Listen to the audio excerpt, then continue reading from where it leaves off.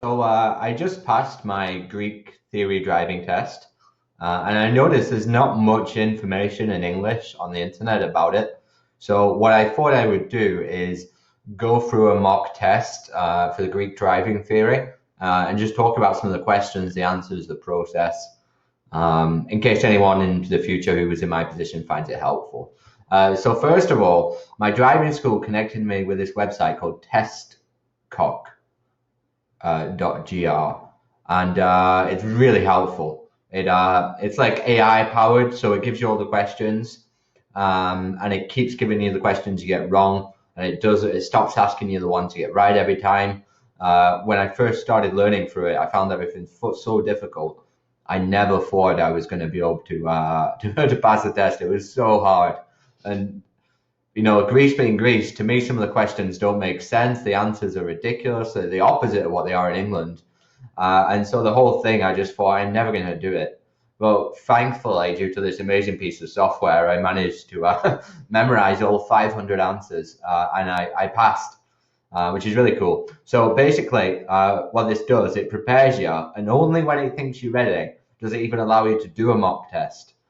So I'm going to do a mock test here just to show you guys what it's like. And this mock test is actually pretty much what it looks like when you go to the driving ministry and sit down and do your exam. The screen looks very similar to this. The only thing that is different is it's a touch screen in the ministry, and obviously this is computer. So I'm going to run through the questions, talk about each question, and show you what it is. So first of all, there's 500 possible questions. And on the test, you get a selection of 30. You have to get 29 out of 30, so you can make one mistake. If you make any more than one mistake, you fail. So it starts off with easy ones, then it gets hard, and then it goes to easy again. That's the way it usually does it, in my opinion. So this first question, this car here is going left, this car is going left. Will they both be on the right? Yes, they will. It's an easy question, and even any country, that would be the answer. What should you do in this case? Someone's preparing to cross the road. In reality, in Greece, you would drive through. No one stops for any pedestrian at all in Greece. But legally, you're supposed to stop. If you meet this sign, this means motor vehicles are not allowed. Again, a pretty easy one. Okay, so this one is driving through a residential area.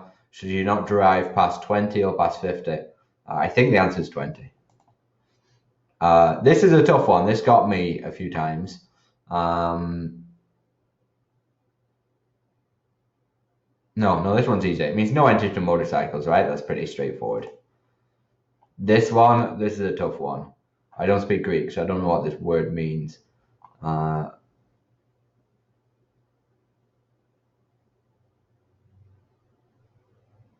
I think this means exit from an area of prohibited parking. Okay, this just means warning of a traffic jam. That's an easy one.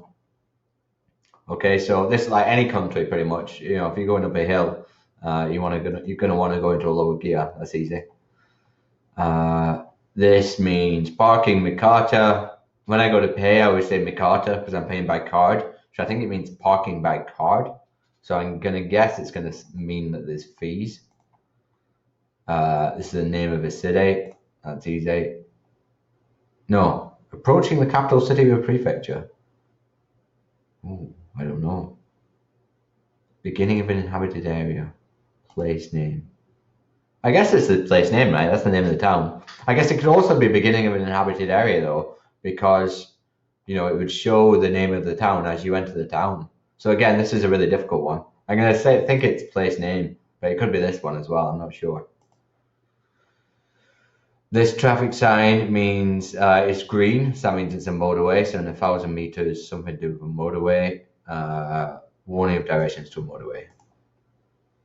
Okay, the special lanes for buses can only be used by emergency vehicles. That's easy. I mean, the test so far is easy. I think anyone could get that. Now, this is where it gets a little bit tricky. So which vehicles must wait? So in Greece, they have a rule. It's called priority from the right. And if there's no other signs and someone's from the right, you have to give way to them. And so like this number 2, he has a giveaway sign. Number 3, he has to give way to number 1. Number 1 has right away due to this sign, so it's going to be number 2 and number 3 they're going to have to wait. It's giving us the same scenario, but which crosses first?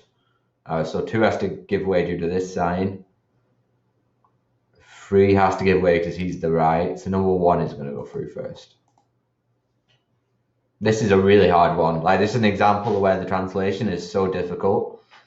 You should converge on the center if your exit from the junction is on the left of the extension of the road axis from which you entered the junction. What?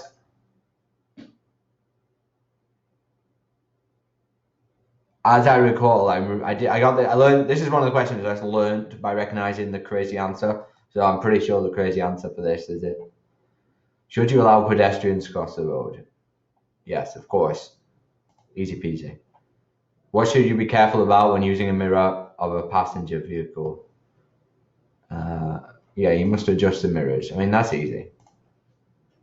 Maximum speed on motorways, 130. You know, it's one of those ones you just got to memorize. On curves, if your car is overloaded, yeah, swerving danger is increased. Which of the following cases is overtaking forbidden? Yeah, when someone's stopping to take. So, see, we're getting really easy questions now. I think the hard question bit disappeared, so into the easy stage. Your approaching vehicle is moving at 90. Okay, so one's going 90, one's going 90. What's the speed they meet? It's 180. It's easy peasy. Broken down in a country road, what should we be careful about when being towed? Yeah, turn on the hazard lights. Easy. For long drives, you follow the blue and green signs. See, so it's not actually that hard. The problem is you get like 3 hard questions per exam, so you have to memorize like 500 difficult ones, so you know all those 3. If traffic slows down, hazard lights. Minimum percentage of blood, 0.5. What danger is aquaplaning? Yeah, this one, easy. Broken down when towing.